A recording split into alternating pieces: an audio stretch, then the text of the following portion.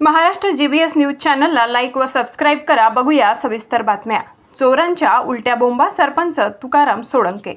विविध शासकीय योजनेसह वैयक्तिक विकास कामे हे उष्ट झाल्याने विरोधकांच्या पोटात पोटशूळ उठले असून दर्जेदार कामाच्या तक्रारी जिल्हा परिषदेसमोर उपोषण करणारे म्हणजे चोरांच्या उलट्या बोंबा असल्याचा आरोप परतूर तालुक्यातील अकोली गावचे सरपंच तुकाराम सोळंके यांनी आज जालन्यात केली।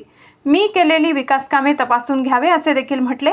अकोली शिवारात मोठ्या प्रमाणात विकासाची कामे करण्यात आली असून 13 पांदन रस्त्यापैकी 12 रस्ते पूर्ण झाले। एक पांदन रस्त्याला काही लोकांनी अडविण्याचा प्रयत्न केला। परतूर तालुक्यातील अकोली गावात झालेला विकास कामात भ्रष्टाचार झाल्याचा आरोप करत गावातील काही लोक जिल्हा परिषद समोर उपोषणास बसले।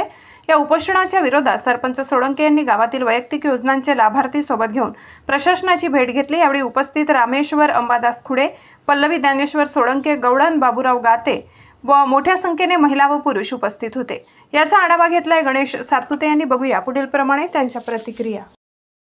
तर ते आमचे जे अकोली गावामध्ये विकासाची कामं झालेली आहेत, माननीय लोणीकर साहेबांच्या माध्यमातून ही कामं झालेली आहेत। त्या कामाचा सर्व प्रशासनाला व सर्वांना दाखवण्यासाठी आम्ही इथं आलेलो आहे। मी माझ्या गावातील सर्व लाभार्थी इथं घेऊन आलेलो आहे। मला ते उपोषण किती दिवस बसावं याचं काही घेणं देणं नाही, त्यांनी कुशाल बसावं। आम्ही कुठं भ्रष्टाचार केलेलाच नाही, तर आम्हाला ज्याला डर नाही त्याला काय, ज्याचे कामं उत्कृष्ट आहेत त्याला काहीच नाही। माझ्या गावात पांदन रस्ते उत्कृष्ट झाले आहेत, अंगणवाडी उत्कृष्ट झाली आहे, माझ्या गावात स्मशानभूमी उत्कृष्ट झाली आहे, अंडरग्राऊंड नाले झालेले आहेत, सिमेंट रस्ते झाले आहेत। असं कुठलंही काम नाही की ते माझ्या गावात झालेलं नाही। आणि वैयक्तिक लाभामध्ये शेततळे असतील, विहीर असेल, हे सर्व कामं उत्कृष्ट दर्जाची झालेली आहेत। त्याचं हे जिथे जागतं उदाहरण आहे। सर्व कामे झाले आहेत, कुठंही 1 रुपयाचा भ्रष्टाचार नाही। त्यांनी 24 कोटीचा आकडा काल दाखवला। हे 24 कोटी आले कुठून हेच मला कळना की अहो 24 कोटीचं कुठं काहीच नाही ना। त्यांना आता पुढच्या आम्हाला कामं करायचे, तो जर आकडा दाखवला असतं तर ते साहजिक आहे।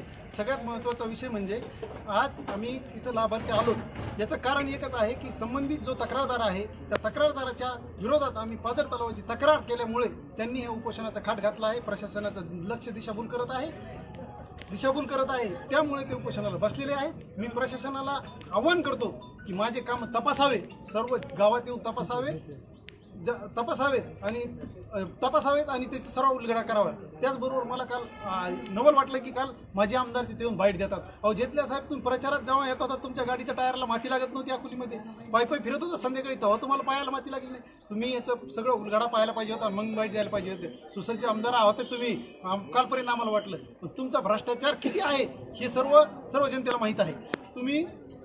मी आव्हान करतो की तुम्ही माझ्यासोबत ओपन चॅलेंजला बसावं, मी तुमच्यासोबत बसतो। मी एवढंच बोलून सर्व जनतेला आव्हान करतो, मीडियाला आव्हान करतो की तुम्ही जे सत्य आहे ते छापावं।